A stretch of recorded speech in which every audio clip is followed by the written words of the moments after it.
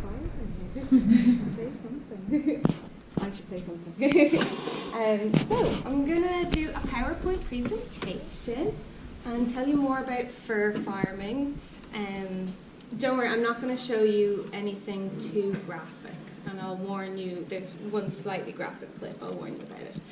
Right, so first to tell you who I am, like to put this in context of who the feck is talking to you right now. My name is Evelyn Suttle, and I turned vegetarian in 2002. It was actually the year that the rabbit in the first photo, Floppy, she died that year, and when I look back I think that was a moment for me where I was so sad I couldn't consider that, you know, animals were nothing from then on.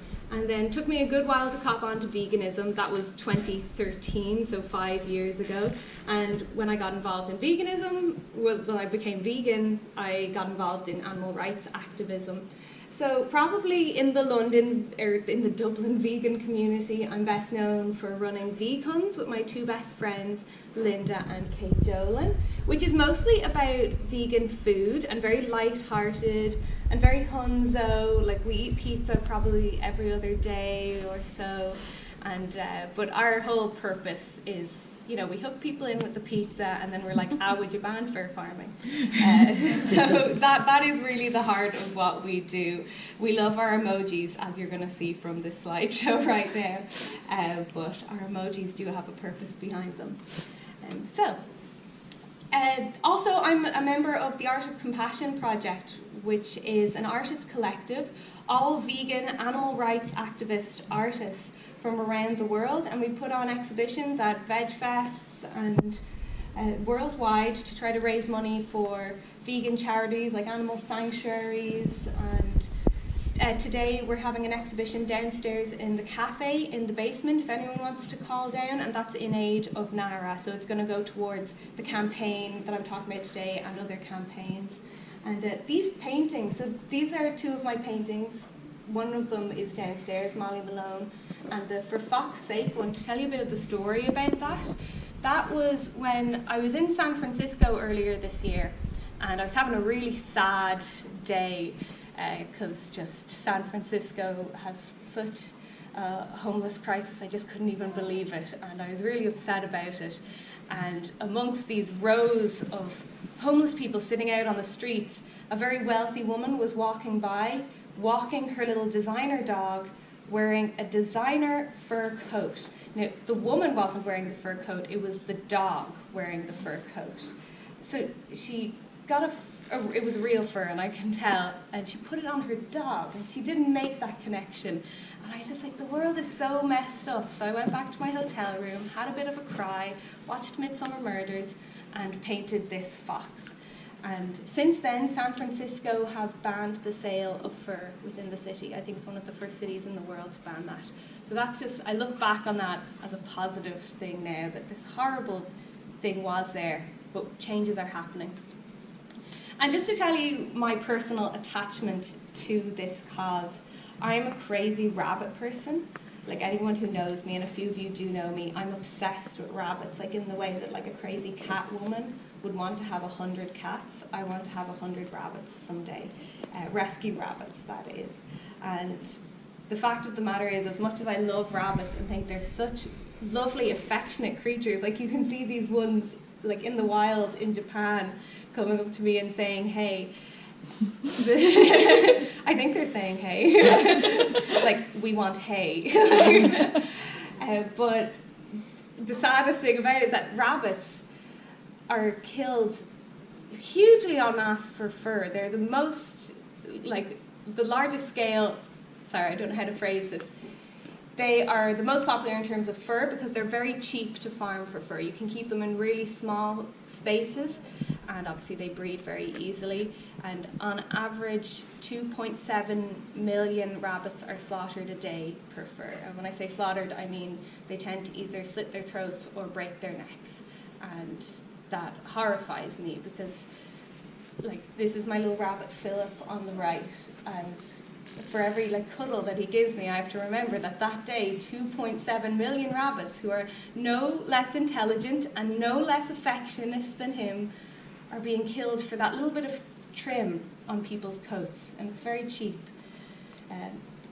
Right, so I'm also an activist. I got involved with NARA. I wouldn't be able to pinpoint when, a couple of years ago now, which I'm going to tell you a bit more about NARA. So the National Animal Rights Association is a volunteer-run charity set up by this woman, Laura Broxson, in 2007. Now, Laura Broxson is just upstairs at the stall if you want to talk to her after. She is so amazing. She is, I would call her the RuPaul of animal rights in Ireland, because she just works. And I mean, like, works with a W-E-R-K, like every single day. One time I was sitting down for coffee with Laura, and I asked her out straight, and this is just us casually talking. I was like, do you ever spend a day where you're like, I'm not going to do any animal rights today, I'm just going to have a day to myself? And without hesitation, Laura was like, no. Why would I spend a day not working on this? Like, every single day she works, and I know she will until the day she dies. That's a very morbid thing to say, but I just have mad admiration for her. And just so you know, NARA don't only do fur farming. It's a current focus because of this bill, but obviously they're against all forms of animal exploitation. So we protest circuses. Circuses are still using animals, by the way. I know they had that thing saying wild animals aren't in them, but still domestic animals are, like horses and dogs. And NARA are the ones who organised the March to Close All Slaughterhouses, which, if anyone hasn't heard of, this year will be our third march, the 17th of November this year it's going to be. And I absolutely adore this march because it's just literally to close all slaughterhouses, which ultimately is my goal here. Like, we can come at small industries at a time, but to close all slaughterhouses, it's great. And some people would say that that's extreme. I'd say if anyone thinks closing slaughterhouses is an extreme idea, you know what you should do? You should go upstairs to the virtual reality. They have a VR upstairs to go inside a slaughterhouse. I did it yesterday. And just do that and watch what goes on in these places, and then try to say that marching against it is extreme, because it's just horrifying what goes on. But anyway, put that in your diaries if you want to come. So a little bit about Solidarity. This is the party that have drafted the bill that we're really excited about this year. So they're an anti-capitalist, pro-choice, left-wing party.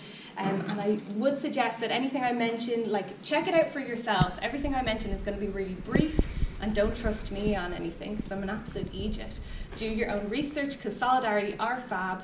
And now a little bit about the history of fur farming. Right, so mink are not native to Europe, definitely not native to Ireland. They're from America, but they started farming mink in Europe in the 1920s. And the reason why I want to say that they started farming them in the 1920s is to clarify that this was never a case of people are freezing to death, we need mink coats. No, this was started as an industry, as a luxury item, as a status symbol for the rich. And that is what it is. Don't be thinking that these mink we farm in Ireland are going to help people in Arctic conditions. No, it is going to people for very fancy, wanky clothes. Wanky is the only word I can use to describe it. That's the official term. And I found this quote. I love this.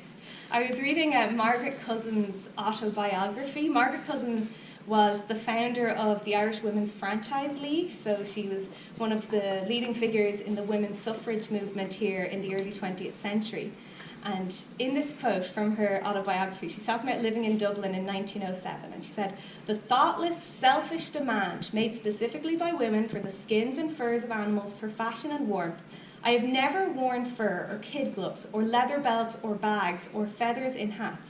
It was, I found, easy to find satisfactory substitutes for these without looking a freak or injuring one's health." Which I love her language in it. But she's saying that it's easy to find substitutes for animal products in Dublin in 1907. So we can find substitutes for animal products in Dublin in 2018. Margaret Cousins was getting on fine then. Anyway, so in 1933, with the anticipation of fur farming in Ireland, they set up a Muskrats Act. So muskrats would be the official term for mink. And you can read this online. It's about an 8-page document saying nothing to do with welfare. and don't trust me on that, do read it. It is basically, if you do get a license to farm mink in Ireland, just keep them on your property. Just don't let them roam out to someone's garden. And there's not much else to it. There's nothing about welfare, there's nothing about occupancy space ratios or cage sizes, and this would be the only document governing mink farming in Ireland for the next 80 years, was this Muskrats Act in 1933. Now, the first farm was set up in Donegal in 1951, and in the 1950s it became really popular in Ireland, and by 1960 you had about 40 different fur farms, but they were on a very small scale. So you're talking 40 different fur farms, but they're each killing, just a few thousand a year. Now, skip forward to the early 2000s, and you're talking just 5 very large-scale fur farms in Ireland. This one is that Tizeta or Vaza? I forget which one I took. Do you know, Tawny, is it Tizeta or Vaza? That one looks like Tizeta. Tizeta. Yeah. Okay, so that's probably, I think that is Tizeta. So Tizeta farm in Donegal. So there were 2 in Donegal, 1 in Sligo, 1 in Kerry, 1 in Laois, but there were always activists, as there always will be, saying that this is stupid, we need to ban this. And fur, it's never been a popular thing. Like, you talk to the public about fur, no one's like, oh, but we need it. Back off. So then, 2009, a wonderful year. Well, 2009, the Green Party entered a coalition with Fianna Fáil, and one of their stipulations is, this is a very small industry, we're only talking 5 farms, very few jobs, let's ban it. So they introduced a phase-out ban. So over the next 3 years, these farms are meant to shut down between 2009 and the end of 2012. And 2 of them do. 2 of them shut down with the anticipation that this industry isn't going to last for long. And then this Egypt comes along, right? So Simon Coveney becomes Minister for Agriculture in 2012, and he questions it. He says, oh, well, if we ban this farming, what if we have to end up banning other farming? So he instead scraps the ban just like that and sets up a review group. Report of the Fur Farming Review Group 2012. Again, everything I'm mentioning here is available to read online. Read this report. I think you're talking like 40 pages long, and it's their argument to keep the fur farming industry here. And as they say, the economic benefits are modest in national terms. Here they say that there's 62 full-time jobs. Nowadays, you're talking, as of 2017, there were 46, including full-time and seasonal jobs as well. So they point out that it's very modest, but why not keep it alive? And one of their arguments as to why they should keep fur farming around, and this would be my argument as to why we should get rid of it, so both of us arguing the same point, is that the review group said, I'll tell you who these people are in a moment, they said the people who are against fur farming, they tend to not like animals being exploited at all. So what if they move on to other industries? Which is why I'm saying, you know what, let's ban it and move on to other industries.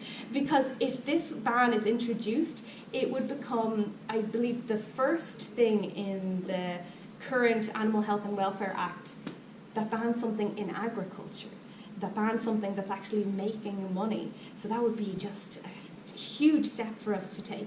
Now, in terms of welfare, they do discuss it in this report, and they go to the welfare group. Welfare being just a wonderful play on words. But this group, the people who were consulted about how to take care of the mink, are the European Fur Breeders Association. So this is literally the people who run the fur farms being asked, are you taking care of them okay? And of course they say yeah. Mad conflict of interest here. But anyway, they scrapped the ban and they introduced the Animal Health and Welfare Act of 2013. Again, this is online, and I recommend that anyone interested in animal rights reads through it. It's about 80 pages long, and if you don't want to read through it, I'm going to summarize it in my own words. The Animal Health and Welfare Act that we have says, do whatever you want, but don't spread disease and don't dogfight. Dogfighting is illegal, everything else is grand. And that's how I would summarize it. But don't take my word for anything. Please, if you're interested, do your own research, read that act. It's easily available. And now bring me up to 2018. So we're in this exciting year where there is a bill being proposed to ban fur farming, put forth by Solidarity. Ruth Coppinger and Paul Murphy announced it a couple months ago now, and it's going to come up in the Dáil in the next couple of months, hopefully. And they're going to announce the details of it next week. I don't think I can talk about the details of it here, but basically it's going to ban this industry, which is really exciting. And there's a number of parties that have got on board, including Sinn Féin and Labour, but we need the two big guys. We need Fine Gael and Fianna Fáil. So that's why we are here today, spreading awareness. We need these people supporting it. I would love to see the Healy Rays in the Dáil saying, we love this bill. So if anyone here is from Kerry, please do contact them. So that's why I'm talking about this here today, because we want as many people as possible to please email their TDs, or tell your friends, tell your family, tell your wife, tell your children. Anyway, so this is what we're doing. We are protesting outside the Department of Agriculture. Every week, NARA do a demonstration on Tuesday and leafleting on Saturday. Currently demonstrating outside the GPO after summer recess, but I presume we'll be back to the Department of Agriculture soon. Here's me petitioning. My two best friends are in the little demonstration outside the Department of Agriculture. There's Linda in her yellow coat, and my friend Kate Dolan, the other VCon, is in her cap there, her signature cap. We also leaflet every Saturday, and if anyone here does not live in Dublin or wants to leaflet in their local area, please ask me afterwards or go to the NARA stall. We're happy to send out leaflets. We want people to know that fur farming exists. I think that's the main hump we have to get over. The number of people I've talked to, and they're not vegan, they're not vegetarian, they don't care about the masses of animals being killed, but they don't like fur, and they're horrified to find out that animals are being skinned here in Ireland. So we really need to just raise awareness. I've gone to a good few of these counties leafleting, and 3 times out of just interest to see how this goes, I've gone into butcher shops and have asked butchers, with all the meat and all the pig heads in front of them, the blood splattering everywhere, I say, would you display these leaflets to ban fur farming in Ireland? And 3 times they've said yes. So that shows you how much this is not popular. We need to spread awareness and get all the butcher shops of Ireland against fur farming, but more importantly, get the constituents, get the everyday people. So obviously we're in contact with the TDs. We're protesting outside the fur farms as well. This is Vaza Fur Farm in Leash. If anyone does want to get involved, please follow NARA and come to some of our protests. I love this thing we're doing at the moment. Ever since the announcement of the bill, we've been contacting a TD every day. We've still got a good few TDs to go, even though we're on to the letter S now in the alphabet. We're working down through them. And it's been really interesting to just every day choose a TD, contact them. It's become part of my morning routine. It's so fast and so easy. It's something we could easily not do. And I know a lot of us don't do any of this, but it's become part of my morning routine. Just prep my cup of tea, sit down, send my email. Takes about 2 minutes. Yesterday our TD was Eamon Scanlon, a Fianna Fáil TD in Sligo. And every day you find out something new and horrifying about the people running this country. Like Eamon Scanlon had to make some apologies about some Islamophobic stuff. Anyway, I won't go into that. But also it shows you, it's been really interesting to show the lack of diversity in our TDs. All these straight white men running our country. And I'm sorry for all the straight white men in the audience. I hope you don't feel discriminated against. Anyway, so if anyone wants to join in on that initiative, you just follow NARA, and every day we choose a TD and contact them, except the TDs who have said they're already on board, obviously. Okay, now this is the hard part, and this is the important part. This is about the actual mink farming and what goes on in these places. So to tell you a bit about mink, They're native to America. They live beside streams and lakes. They're solitary. They don't like running in packs. They're dependent on access to water. They spend a good portion of their day in water. They're semi-aquatic creatures. And in the wild, they would occupy about 2.5 miles in habitat, always in wetland. And these are the conditions that we have them in fur farms, in very small cages. That's one of the things that makes them profitable, is that you can pack so many into one small cage. As Laura said in the video, about the size of 2 shoeboxes, packing up to 4 of them. Now, we do have standards, European standards for how fur should be kept. And I'll be honest, Ireland isn't meeting those standards. Every year they do inspection reports. So Simon Coveney says, we're going to introduce inspections, we're going to introduce new codes of conduct. So I'm going to tell you about those new inspections and codes of conduct. You can read these reports. The 2017 inspections are the latest ones to be released. They see, does the occupancy space ratio comply? No, and that's a stat. So they say in a comment, they say they're going to comply, they're going to build more space for them. So these very low standards that we do have for keeping mink, we're not even reaching those low standards. So they are kept in very small spaces, very unhygienic as well, very much exposed to the elements. I'd be interested to find out how they got on in this extreme weather this year, because they really are just a shelter. And then you have all the cages, because the colder you have mink, the thicker their fur will grow. And in terms of the cleaning, they list in the reports, I don't know if I have a clip of this, they say the cages are thoroughly cleaned once a year. Now, these fur are slaughtered after 6 months, so in their entire lifetime, they're going to live in a cage that is never thoroughly cleaned. They're going to live in it with other mink that they're not comfortable with. They're never going to see water. They're never going to see streams. They're never going to see a tree. They're never going to see sky. And that is their reality. And this is not a photo from Ireland. This is from a different inspection report. But I think it shows the desperation to get out of that cage. Now, again, there is a code of conduct introduced for this, that they must tick a box on these forms, and please do read these forms. It really is just ticking boxes or leaving them blank and having nothing said about them. It says they have to have environment enrichment. So you're talking about conditions that make them happy.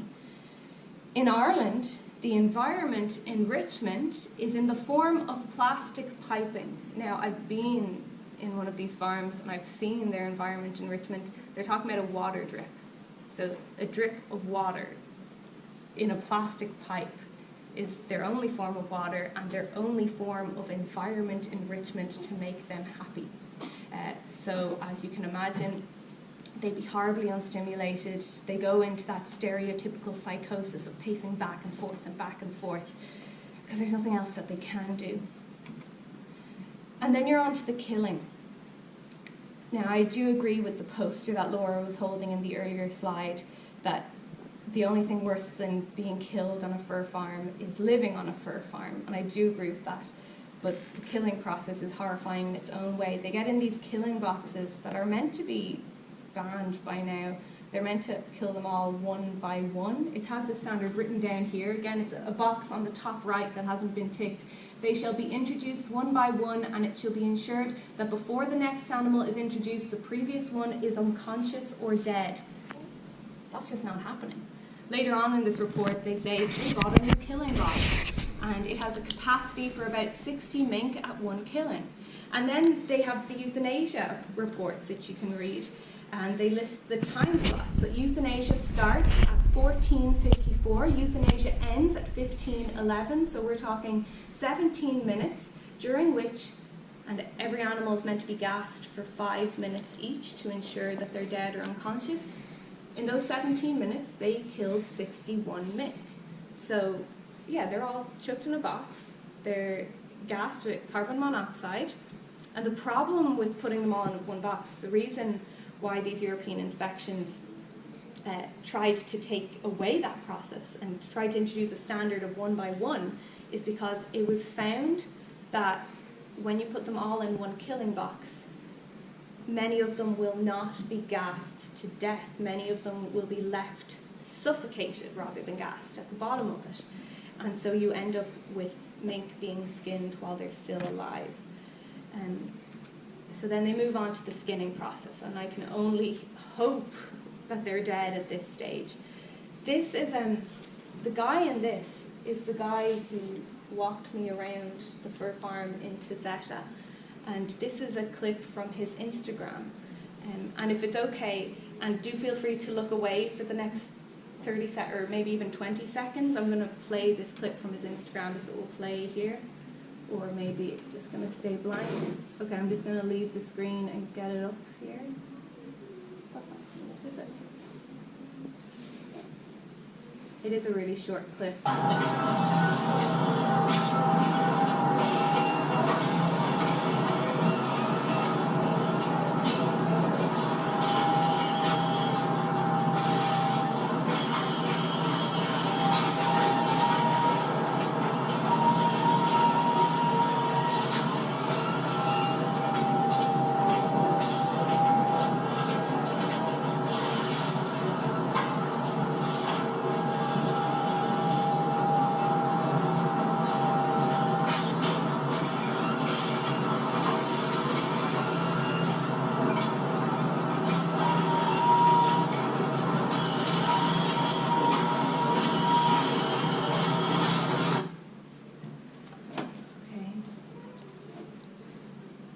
Sorry for anyone who was upset by that.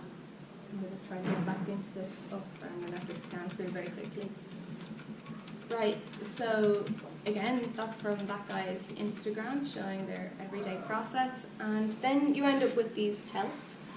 So we're talking, altogether in Ireland, they kill about 200,000 mink per year. And these, again, this is a photo from the fur farm owner's Instagram. What does he say? A busy day of pelting in November, so this will be coming up soon enough this year as well. And then they have to be treated with so many chemicals. You have to remember that this is a rotting carcass, so naturally they have to be bleached and formaldehyde, and it's not at all environmentally friendly if anyone's questioning that this might be a natural route for us to go.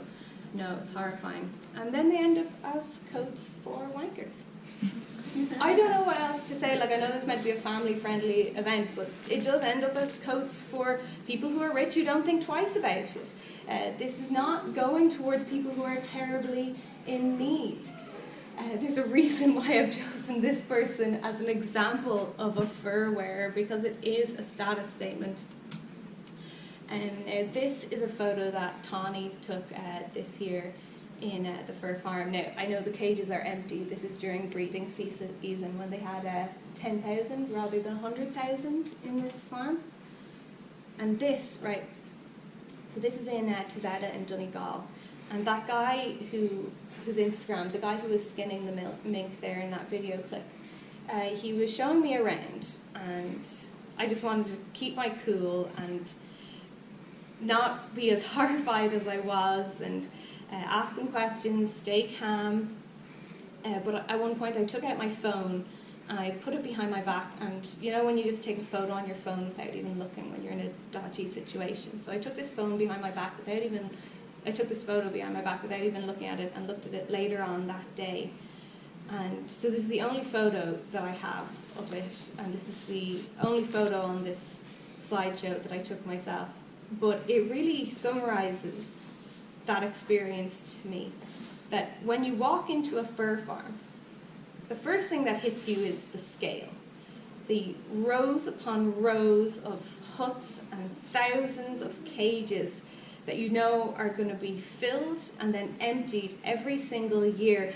But it's that thing of 1 million deaths is a statistic, but one death is a tragedy. And when you see the individuals involved and every single eye is looking at you, like her here, so she's part of the breeding stock, they're looking at you because they've got nothing else to look at. She's born in this cage, and she's going to be bred in this cage, and then she's going to die when she's tossed into that box, and that is her entire life.